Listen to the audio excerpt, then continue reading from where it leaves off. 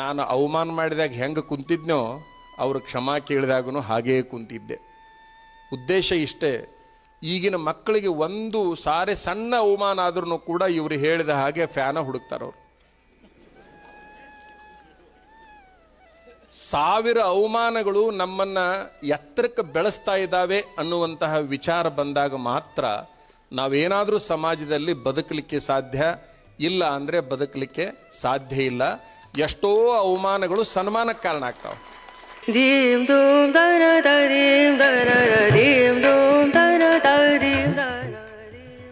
ನಾನು 10ನೇ ವಯಸ್ಸಿನ ಹುಡುಗನಾಗಿದ್ದಾಗ ನಾನು ಸ್ವಾಮಿ ಆಗಬೇಕು, ನಾನು ಒಬ್ಬ ಪತ್ರಕಾರ ಆಗಬೇಕು, ನಾನು ಮಾತಾಡ್ತಿರ್ಬೇಕಾದ್ರೆ ಲಕ್ಷಗಟ್ಟಲೆ ಜನ ಕುಂದಿರ್ಬೇಕು ಅಂತ ನಾ ಅನ್ಕೊಂಡಿದ್ದೆ. ಬಹುಶಃ ಆ ಜನವನ್ನು ಎಲ್ಲ ಕಡೆಗೆ ನೋಡಿದ್ದೇನೆ ಮಾತಾಡ್ತಿರ್ಬೇಕಾದ್ರೆ. ಜೊತೆಗೆ ಇಲ್ಲಿ ಹುಬ್ಳಿ ನೆಹರು ಮೈದಾನದಲ್ಲಿ 2012 ಡಿಸೆಂಬರ್ದೊಳಗೆ ತಾವೆಲ್ಲ ಮೈದಾನ ತುಂಬಿದ್ದನ್ನು ನೋಡ್ತಾ ಇದ್ರಿ. ಏನು ಮಕ್ಕಳಿಗೆ ಬಾಲ್ಯದಲ್ಲಿ ಕೆಲವು ವಿಚಾರಗಳು ಬರ್ತಾವ, ಒಂದು ಸ್ವಲ್ಪ ಆ ವಿಚಾರಗಳ ಜೊತೆಗೆ ಬೆನ್ನು ಹತ್ತಿಸುವಂತಹ ಪ್ರಯತ್ನ ಆಯಿತು ಅಂತಂದರೆ ಅವರೆಲ್ಲ ತಮ್ಮ ಗುರಿಗಳನ್ನು ಮುಟ್ಟಿಕೊಂಡು ಬಿಡ್ತಾರೆ. ನಾವು ಗುರುಕುಲದಲ್ಲಿ ಇಂಗ್ಲಿಷ್ ವಿರೋಧಿಗಳಾಗಿ ಬೆಳೆದು ಬಿಟ್ವಿ. ನಮ್ಮ ಗುರುಗಳೆಲ್ಲ ಸ್ವಾಮಿಯಾಗ ಅವನಿಗೆ ಇಂಗ್ಲೀಷ್ ಹಾಕಬೇಕು, ಆ ಇಂಗ್ಲೀಷ್ ಕಲಿಬಾರದು ನೀವೆಲ್ಲ, ಅದು ನಮ್ಮ ಭಾಷೆ ಅಲ್ಲ, ನಮ್ಮ ಹಿಂದೂ ಭಾಷೆ ಅಲ್ಲ, ಹಿಂಗೇನೇನೋ ಹೇಳಿ ಹೇಳಿ ನನಗೆ 36ನೇ ವಯಸ್ಸಿನ ತನಕನೂ ಇಂಗ್ಲೀಷ್ ಬರ್ತಿದ್ದಿಲ್ಲ, ABCD ಗೊತ್ತಿದ್ದಿಲ್ಲ. ಅದರ ವಿರೋಧಿಗಳು ನಾವು. ಒಂದು ದಿವಸ ವಿಮಾನದಲ್ಲಿ ಹೊಂಟಂಥ ಸಂದರ್ಭದಲ್ಲಿ ನಿಮಗೆಲ್ಲ ಗೊತ್ತಲ್ಲ, ನೀವು ಕುಂತಾಗ ಅಲ್ಲಿ ಬರೋರು ಏರ್ ಹೋಸ್ಟ್ಗಳು ಅವ್ರೇನು ಕನ್ನಡ ಮಾತಾಡೋರು ಬರಲ್ಲ. ಕರ್ನಾಟಕದವ್ರು ಇದ್ರೂ ಅವ್ರೇನು ಕನ್ನಡ ಮಾತಾಡಲ್ಲ. ಅವ್ರು ಮಾತಾಡೋದು 2 ಭಾಷೆಗಳನ್ನು, ಒಂದು ನ್ಯಾಷನಲ್, ಇನ್ನೊಂದು ಇಂಟರ್ನ್ಯಾಷನಲ್ ಲ್ಯಾಂಗ್ವೇಜನ್ನು. 2 ಸ್ವಾಮಿಗಳು ಹೊಂಟಿದ್ವಿ. ಅವರು ನನ್ನೊಮ್ಮೆ ವಿಮಾನಕ್ಕೆ ಕರ್ಕೊಂಡು ಹೋಗ್ರಿ ಅಂದರು. ನಾನು ಅವ್ರನ್ನ ಕರ್ಕೊಂಡು ಹೋಗಿದ್ದೆ. ಮೊದಲನೇ ಸಾರಿ ವಿಮಾನದಾಗ ಹೋದವ್ರಿಗೆ ಹುಚ್ಚು ಏನಪ್ಪ ಅಂದರೆ ಕಿಟಕಿ ಕಡೆ ಕುಂದ್ರದು. ಅದು ನಿಮಗೆ ವಿಂಡೋ ಸೀಟ್. ಅವ್ರು ಅಲ್ಲಿ ಕುಂದಿರ್ತೀನಿ ಅಂದರು. ಕುಂದ್ರಿ ಅಂದೆ. ನಮ್ಮ ಹಣೆ ಬಾರಕ್ಕೆ ಇಬ್ಬರಿಗೂ ಹಿಂದಿನೂ ಬರಂಗಿಲ್ಲ, ಇಂಗ್ಲೀಷು ಬರಂಗಿಲ್ಲ. ಅವ್ರು ಆ ಕಡೆ ಕೂತ್ಕೊಂಡ್ರು. ನಮ್ಮ ಹಣೆ ಬರಕ್ಕೆ ಎಂಥದ್ದು ಬಂದಿತ್ತು ಸೀಟ್ ಅಂತಂದ್ರೆ, ಈ ವಿಮಾನ ಆಪತ್ತಿಗೊಳಗಾದಾಗ ಡೋರ್ ತೆಗೆದು ಹಾರೋ ಸೀಟ್ ನಮಗೆ ಬಂದೈತಿ. ಎಕ್ಸಿಟ್ ವಿಂಡೋ ಅಂತಾರೆ ಅದಕ್ಕೆ. ಎಮರ್ಜೆನ್ಸಿ ಟೈಮ್ನೊಳಗೆ ಅದನ್ನು ತೆಗೆದು ಹಾರಬೇಕು. ನಾವು ಹಾರಿದ ಮೇಲೆ ಉಳಿದವರೆಲ್ಲ ಹಾರಬೇಕಲ್ಲ, ಅದು ಬಂದೈತಿ. ನಿಮಗೆಲ್ಲ ಗೊತ್ತು. ಎಲ್ಲರಿಗೂ ಅವ್ರು ಏನು ಮಾಡ್ತಿರ್ತಾರೆ, 3 ಜನ ಹಿಂಗೆ ಲೈನಾಗಿ ನಿಂತ್ಕೊಂಡು ಎಲ್ಲ ತೋರಿಸಿ ಸ್ಪೆಷಲ್ ಗೈಡ್ ಮಾಡಕ್ಕೆ ನಮಗೆ ಬಂದರು. ಗುಡ್ ಮಾರ್ನಿಂಗ್ ಅಂದ್ರೆ ಅವರು. ನಾವು ಸ್ವಾಮಿಗಳು ಸುಮ್ಮ ಕುಂತಿದ್ವಿ ಹಂಗೆ ಕಣ್ಣು ಮುಚ್ಚಿಕೊಂಡು. ಹೊಳ್ಳಿ ಗುಡ್ ಮಾರ್ನಿಂಗ್ ಅನ್ಬೇಕು ಅನ್ನೋದು ಗೊತ್ತಿಲ್ಲ ನಮಗೆ. ನಿಮ್ಗೆ ಹೇಳೋದಾದರೆ ಆ ಹೆಣ್ಮಗಳಿಗೆ ಗೊತ್ತಾಯ್ತು ಇವ್ರಿಗೇನು ಸ್ವಲ್ಪ. ಆ ಕೂಡಲೇ ಆ ಹೆಣ್ಮಗಳು ಡೂ ಯು ಇಂಗ್ಲೀಷ್ ಅಂತಂದ್ಲು. ಆ ಡೂ ಯು ನೋ ಇಂಗ್ಲೀಷ್ ಅಂತಂದು ಏನು ಗೊತ್ತಾಗ್ಬೇಕು ನಮಗೆ? ನನಗೇನು ಸಂಬಂಧ ಬಿಡು, ಆ ಕಡೆ ಹೇಳಕತ್ತಾಳ ಅಂತೇಳಿ ನಾ ಸುಮ್ಮ ಕುಂತಿದ್ದೆ.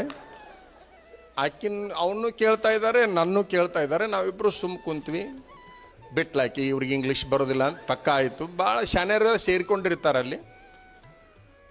ಆಮೇಲೆ ಕ್ಯಾ ಆಪ್ ಹಿಂದಿ ಜಾನ್ತೆ ಹೇ ಅನ್ಲಾಕಿ. ಹಿಂದಿಗೂ ಸಂಬಂಧ ಇಲ್ಲ, ಇಂಗ್ಲೀಷ್ಗೂ ಸಂಬಂಧ ಇಲ್ಲ ಅಂತೇಳಿ ನಾವು ಒಂಥರ ಧ್ಯಾನಕ್ಕೆ ಕುಂತವ್ರಂಗೆ ಕುಂತಿದ್ವಿ. ಸ್ವಾಮಿಗಳಂದ ಮೇಲೆ ಧ್ಯಾನಕ್ಕೆ ಕುಂತಿರ್ತಾರಲ್ಲ ಹಂಗೆ, ಗೊತ್ತಿಲ್ಲ ಅನ್ನೋ ಬದಲಿ ಧ್ಯಾನಕ್ಕೆ ಕುಂತವ್ರಂಗೆ ಕುಂತಿದ್ವಿ. ಆಕೆ ಒಂಥರ ಹಿಂಗೆ ತಲೆ ಇಚ್ಚಿಕೊಳ್ಳಕತ್ತಿದ್ಲು, ಏನು ಮಾಡ್ಬೇಕಪ್ಪ ಅಂತ. ಹಿಂಗೆ ಎಡಕ ಬಲ್ಕ ಕುಂತವರು ನಮ್ಮನ್ನು ಗೌರವದಿಂದ ಎಬಿಸಿ ಬೇರೆ ಸೀಟಿಗೆ ಕುಂದ್ರಿಸಿ ಹೇಳವ ಅಂತೇಳಿ ಅವ್ರು ಕುಂದ್ರಿಸ್ಕೊಂಡು ಕೇಳಿದರು. ಅವತ್ತು ನಾವು ವಿಚಾರ ಮಾಡಿದೆ, ಹಿಂದಿ ಇಂಗ್ಲೀಷ್ ಕಲೀಲೇಬೇಕು ಅಂತ. ಸಂಸ್ಕೃತ ಕನ್ನಡ ಕಲ್ತಿದ್ವಿ. ಅನಿವಾರ್ಯವಾಗಿ ಸಂಸ್ಕೃತ ಭಾಷೆಯನ್ನು ಕಲ್ತಿರೋದ್ರಿಂದ ಹಿಂದಿ ಬಹುಬೇಗನೆ ಬಂದುಬಿಡ್ತು ನಮಗೆ. 2 ತಿಂಗಳಲ್ಲಿ ಅದನ್ನು ಎಷ್ಟು ಚೆನ್ನಾಗಿ ಕಲಿಬೇಕು ಅಷ್ಟು ಚೆನ್ನಾಗಿ ಕಲ್ತ್ಕೊಂಡ್ಬಿಟ್ವಿ. ಸರಿ ಆಯಿತು. ಒಂದು 2 ತಿಂಗಳ ಹಿಮಾಲಯದಲ್ಲಿ ಒಂದು ಆಶ್ರಮದಲ್ಲಿದ್ವಿ. ಅದು 2 ತಿಂಗಳಲ್ಲಿ ಸುಲಭ ಆಗಿಬಿಡ್ತು. ಹಿಂದಿಯಲ್ಲಿ ಬಹಳಷ್ಟು ಶಬ್ದಗಳು ಸಂಸ್ಕೃತ ಪದಗಳ ಬಳಕೆ ಆಗಿಬಿಟ್ರೆ ಅದು ಅತ್ಯಂತ ಮಧುರ ಆಗಿಬಿಡ್ತದೆ. ಅದು ಸುಲಭ ಆಯಿತು. ಇಂಗ್ಲೀಷ್ ಒಂದು ಕಲಿಬೇಕಲ್ಲ. ಅದು ನನ್ನ ಭಾಗ್ಯಕ್ಕೆ 15 ಕ್ರಿಮಿನಲ್ ಕೇಸ್ ಬಿದ್ದಿದ್ದು ನನ್ನ ಮೇಲೆ.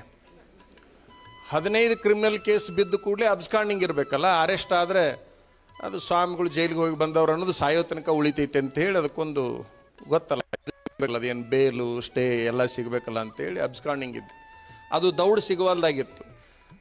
ನಾನು ಊರಾಗಿದ್ದರೆ ನನಗೆ ಓದಲಿಕ್ಕೆ ಆಗೋದಿಲ್ಲ, ಈಗ ಒಳ್ಳೆ ಟೈಮ್ ಸಿಕ್ಕೈತಿ, ಇಂಗ್ಲೀಷ್ ಕಲಿಬೇಕು ಅಂತ ನಿರ್ಧಾರ ಮಾಡ್ಕೊಂಡೆ. ಯಾಕಂತಂದ್ರೆ ಅಲ್ಲಿಗೆ ಅವಮಾನ ಆಗಿತ್ತಲ್ಲ ವಿಮಾನದಲ್ಲಿ, ಇಂಗ್ಲೀಷ್ ಕಲಿಬೇಕಂತ ಹೋದಾಗ ಅನಿವಾರ್ಯವಾಗಿ ಹೊರ ರಾಜ್ಯದಲ್ಲಿ ಒಂದು ದೊಡ್ಡ ಶಿಕ್ಷಣ ಸಂಸ್ಥೆ 4,000 ಹೆಂಗೆ ಈ JSS ಅಂತ ಕ್ಯಾಂಪಸ್ ಐತಲ್ಲ, ಹಿಂಗೆ ಒಂದು ಹೊರ ರಾಜ್ಯದಲ್ಲಿ ಒಂದು ದೊಡ್ಡ ಕ್ಯಾಂಪಸ್ಸಿಗೆ ನಾನು ಸೇರಿಕೊಂಡೆ.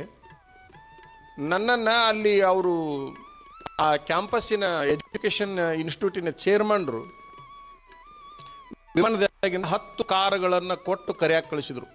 ಕರ್ನಾಟಕದಿಂದ कर्नाटक से एक स्वामी जी आ रहे हैं, उनके लिए सब कुछ करना पड़ता है ಅಂತ ಹಿಂಗೊಂದು ಮೀಟಿಂಗ್ ಮಾಡಿಕೊಂಡು ನನ್ನ ಸ್ವಾಗತಕ್ಕೆ 10 ಕಾರುಗಳನ್ನು ಕೊಟ್ಟು ಏರ್ಪೋರ್ಟಿಗೆ ಕಳಿಸಿದ್ರು.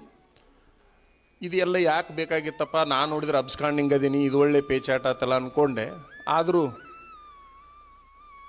ಅಲ್ಲಿ ಹೋಗಿ ನೋಡ್ತೀನಿ 4,000 ಹುಡುಗರು ಸ್ವಾಗತಕ್ಕೆ ಹೂವು ಹಿಡ್ಕೊಂಡು ನಿಂತಾವ. ಹೂವು ಹಾಕಿದ್ರು, ಕರೆದ್ರು, ಎಲ್ಲ ಆತು. ನಾ ಹೋಗಿದ್ದೆ ಅದಕ್ಕೆ ABCD ಕಲಿಯಾಕೆ. ನಿಮಗೆ ಹೇಳೋದಾದರೆ ಅಂತ ಹಂಗೆ ಸ್ವಾಗತ ಮಾಡಿದರು. ಒಂದು ಚಲೋ ಗೆಸ್ಟ್ ಹೌಸ್ ಕೊಟ್ಟರು, ಅಲ್ಲೆಲ್ಲ ನನಗೆ ಸಿಬ್ಬಂದಿ ನೇಮಕ ಮಾಡಿದರು. ಅವ್ರ ಚೇರ್ಮನ್ರು ಎಲ್ಲ ಪ್ರಿನ್ಸಿಪಾಲ್ರು ಇವ್ರು ಎಲ್ಲರದ್ದು ಒಂದು ಮೀಟಿಂಗ್ ಕರೆದು, ಸ್ವಾಮೀಜಿ ಎಲ್ಲಿಂದ ಸ್ಟಾರ್ಟ್ ಮಾಡೋದು ಅಂದರು.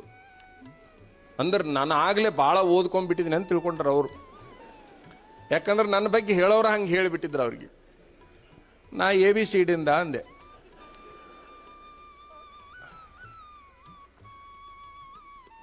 ಅಂತೂ ಹಿಂದಿ ಬರ್ತಿತ್ತಲ್ಲ, ಅಂತೂ ಹಿಂದಿ ಒಳಗೆಲ್ಲ ಮಾತಾಡಿಕೊಂಡೆ. ಆಯ್ತು ಟೀಕೆ ಅಂತೇಳಿ ಅವ್ರು ಬಡ ಒಬ್ಬ ಟೀಚರ್ ನೇಮಕ ಮಾಡಿದರು. ಆಕೆಗೆ 18 ವರ್ಷ, ನನಗೆ 39 ವರ್ಷ. ನನಗೆ 39, ಅವಳಿಗೆ 18. ಮೊದಲಿಗೆ LKGಗೆ ಸೇರ್ಕೋಬೇಕಲ್ಲ, ನಾನು LKGಗೆ ಸೇರಿಕೊಂಡೆ. ನನ್ನ ಕ್ಲಾಸ್ಮೇಟ್ಸ್ ಎಲ್ಲ 3.5. ನಾನು LKG ಕ್ಲಾಸ್ನ್ಯಾಗ ಕುಂತು ಇಂಗ್ಲೀಷ್ ಕಲಿಯಾಕೆ ಚಾಲೂ ಮಾಡಿ ನನ್ನ ಸುದ್ದಿ ಎಷ್ಟು ದೌಡ್ ಹೋತಪ್ಪ ಅಂತಂದ್ರೆ ಕ್ಯಾಂಪಸ್ನ್ಯಾಗ ಒಂದು 2-3 ನಿಮಿಷನಾಗ ಪಾಸ್ ಆಗಿಬಿಡ್ತು. ಕೇಳ್ತೀರಿ, ಈಗಿನ ಕಾಲೇಜು ಹೈಸ್ಕೂಲು ಡಿಗ್ರಿ ಓದು ಹುಡುಗರು ಎಲ್ಲವೂ ಬರೋವು ನನ್ನ ಕ್ಲಾಸ್ನ್ಯಾಗ ಕುಂತು ಎ ಬಿ ಪಾಗಲ ಹಂ ಬಿ ಪಾಗಲ ಅಂದ್ರೆ ಅವ್ರು. ಇಂಥ ಹುಚ್ಚಗೆ ನಾವು ಸ್ವಾಗತ ಮಾಡಿದೀವಲ್ಲ ಅಂತ. ಎ ಬಿ ಪಾಗಲ್ಲ ಹಂ ಬಿ ಪಾಗಲ್ಲ ಅಂತಂದ್ರು ಅವ್ರು.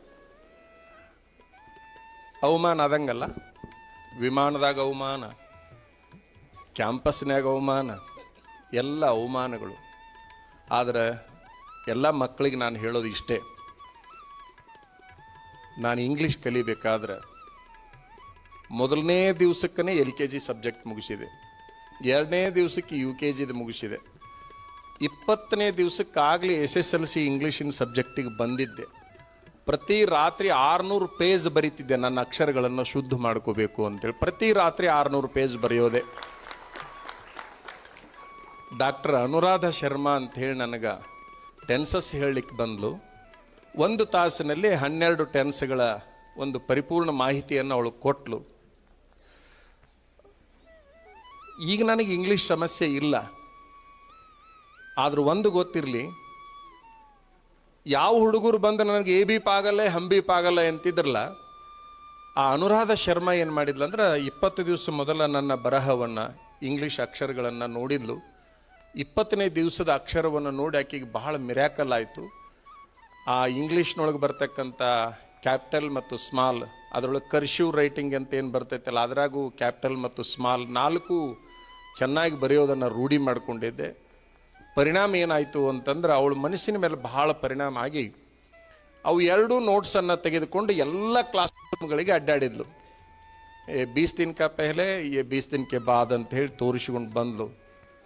ಎಲ್ಲ ಹುಡುಗರು ಬಂದು, ಸ್ವಾಮೀಜಿ ಮಹಾರಾಜ್ ಜಿ ಹಮ್ ಲೋಗ್ ಗಲತ್ ಕಿಯೇ ಹೈ, ಕ್ಷಮಾ ಚಾಹತೆ ಹೈ ಅಂತೇಳಿ ಅನ್ನಕತ್ತಿದ್ರು. ನಾನು ಅವಮಾನ ಮಾಡಿದಾಗ ಹೆಂಗೆ ಕುಂತಿದ್ನೋ, ಅವರು ಕ್ಷಮಾ ಕೇಳಿದಾಗೂ ಹಾಗೇ ಕುಂತಿದ್ದೆ. ಉದ್ದೇಶ ಇಷ್ಟೇ, ಈಗಿನ ಮಕ್ಕಳಿಗೆ ಒಂದು ಸಾರಿ ಸಣ್ಣ ಅವಮಾನ ಆದ್ರೂ ಕೂಡ ಇವರು ಹೇಳಿದ ಹಾಗೆ ಫ್ಯಾನ ಹುಡುಕ್ತಾರವ್ರು. 1000 ಅವಮಾನಗಳು ನಮ್ಮನ್ನ ಎತ್ತರಕ್ಕೆ ಬೆಳೆಸ್ತಾ ಇದ್ದಾವೆ ಅನ್ನುವಂತಹ ವಿಚಾರ ಬಂದಾಗ ಮಾತ್ರ ನಾವೇನಾದರೂ ಸಮಾಜದಲ್ಲಿ ಬದುಕಲಿಕ್ಕೆ ಸಾಧ್ಯ, ಇಲ್ಲ ಅಂದರೆ ಬದುಕಲಿಕ್ಕೆ ಸಾಧ್ಯ ಇಲ್ಲ. ಎಷ್ಟೋ ಅವಮಾನಗಳು ಸನ್ಮಾನಕ್ಕೆ ಕಾರಣ ಆಗ್ತಾವೆ, ಎಷ್ಟೋ ಅವಮಾನಗಳು ಸನ್ಮಾನಕ್ಕೆ ಕಾರಣ ಆಗ್ತವೆ ಅಂತಕ್ಕಂಥದ್ದನ್ನು ತಾವು ಗಮನದಾಗಿಟ್ಟುಕೊಳ್ಬೇಕು.